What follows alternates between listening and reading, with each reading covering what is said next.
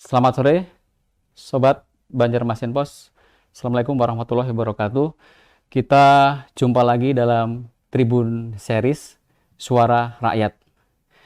Nah, tema kali ini adalah strategi marketing atau pemasaran parpol dalam pemilu 2024 mendatang. Seperti kita ketahui, pemilu 2024 makin dekat. Nah, setiap parpol tanpa kecuali dan calon legislatif dan juga calon dari pemangku jabatan saat ini telah menyiapkan strategi marketing politik kepada konstituen atau pemilihnya. Nah, untuk membahas tema ini kita hadirkan dua narasumber yang berkompeten. Yang pertama adalah Bapak Arief Budiman. Beliau adalah pakar marketing Universitas Lambung Mangkurat. Kemudian yang kedua adalah Bapak Ramli Johari. Beliau adalah pegiat pemilu 2019 silam. Kita sapa Pak Arief dan Pak Ramli. Selamat sore, Pak. Selamat sore, Bang Mas Edi. Edi. Apa kabar? Alhamdulillah baik. Minal aidin wal faizin. Mohon maaf lahir batin. Masih Nah, suasana lebaran. Iya. Ya, suasana lebaran nih, Pak. Nah, bagi pemirsa Bipos yang pengen interaktif, kita sediakan medianya, platformnya. Yang pertama melalui Facebook Bipos Online. Kemudian yang kedua melalui YouTube Banjarmasin News Video dan melalui Instagram Banjarmasin Post. Nah, untuk menyingkat waktu langsung kita menuju pokok persoalan. Kita langsung ke Pak Arief. Pak Arief, ini kan pemilu makin dekat, Pak. Betul. Nah, kemudian masing-masing parpol nih, Pak. Kemudian juga para calon baik legislatif ataupun kepala daerah, baik pusat atau daerah, itu kan mereka menyiapkan, Pak, strategi untuk menarik hati dari konstituen atau pemilihnya.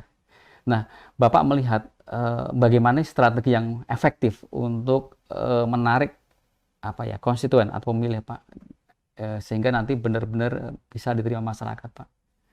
Baik, Mas Edi. Sebenarnya partai politik atau para pelaku politik itu sebenarnya tidak lebih dari berjualan.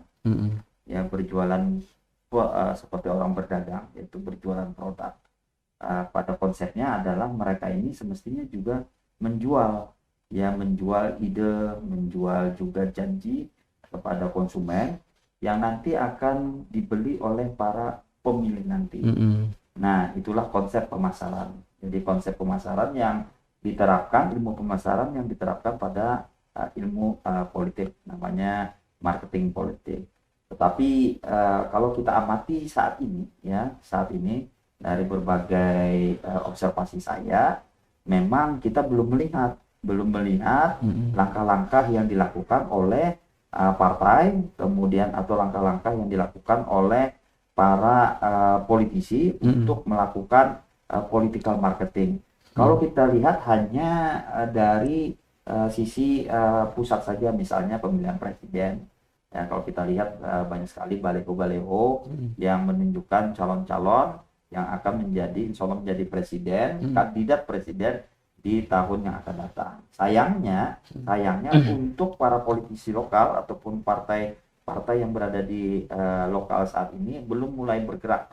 Ya, padahal saat inilah mereka mulai yang dikatakan melalui marketing itu melakukan promosi untuk menarik perhatian para pemilih nanti. Karena kalau mereka melakukan promosinya ini terlambat, sedangkan partai atau para politikus lain sudah melakukan promosi lebih dulu, otomatis mereka akan sulit untuk merebut suara masyarakat.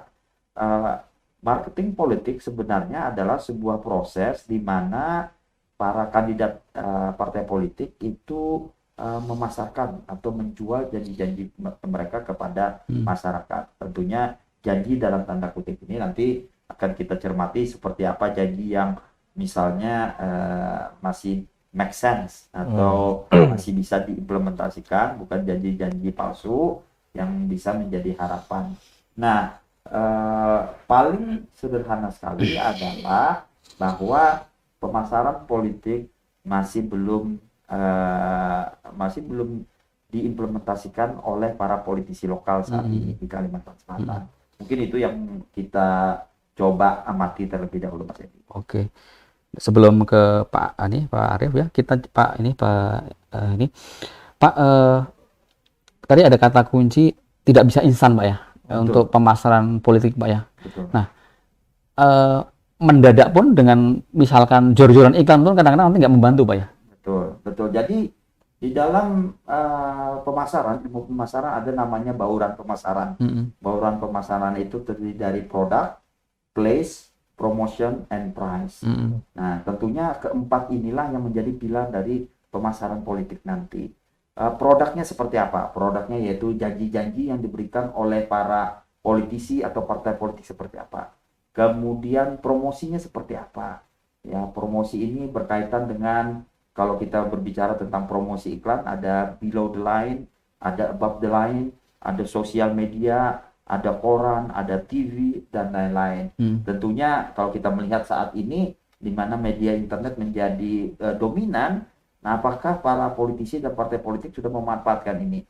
Kemudian ada pricing, berapa biaya yang harus kita keluarkan, dan yang terakhir adalah place. Ini berkaitan dengan di mana kita akan melakukan kampanye dan lain-lain. Ingat bahwa ketika seorang politisi terjun ke untuk berniat untuk menjadi kandidat partai politik, dia harus sudah memetakan, pertama adalah berapa suara yang harus dia gali, kemudian dari segmen mana, ada usia, jenis kelamin, kemudian macam-macam variabelnya.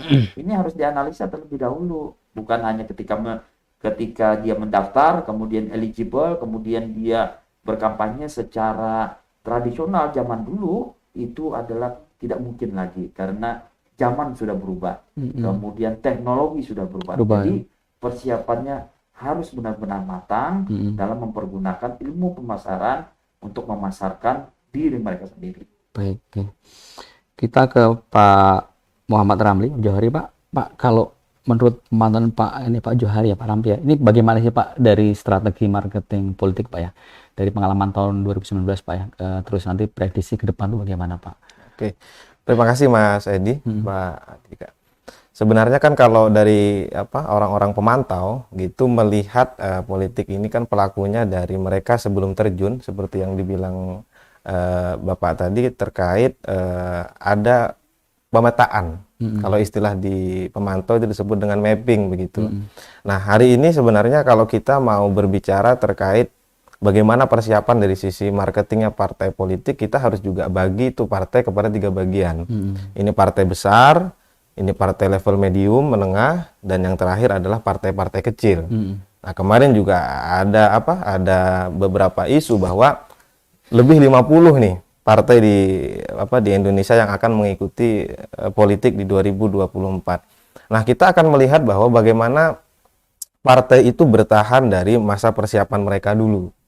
Dari hari ini, apa yang mereka persiapkan dari sisi partainya sebagai kapal istilahnya bagi para pelaku atau para politikus yang akan bertarung melewati kapal itu. Yang kedua adalah kesiapan dari pribadinya tadi, begitu. Nah, kemudian yang selanjutnya kita akan melihat bahwa konteks pemilu 2019 misal, itu kan akan berbeda dengan konteks pemilu nanti di tahun 2024 begitu. Maka ketika ada perbedaan, contoh salah satunya ada pemilu serentak begitu. Pileg dulu baru kemudian dilaksanakan pilkada. Dari pileg dan pilkada itu sendiri juga sudah berbeda cara pendekatannya begitu. Pileg itu kan agak sedikit atau bahkan riuh daripada pilkada. Kalau pilkada kita mappingnya semisal hanya ada 2, 3, 4 atau 5 calon pasangan lah untuk kepala daerah.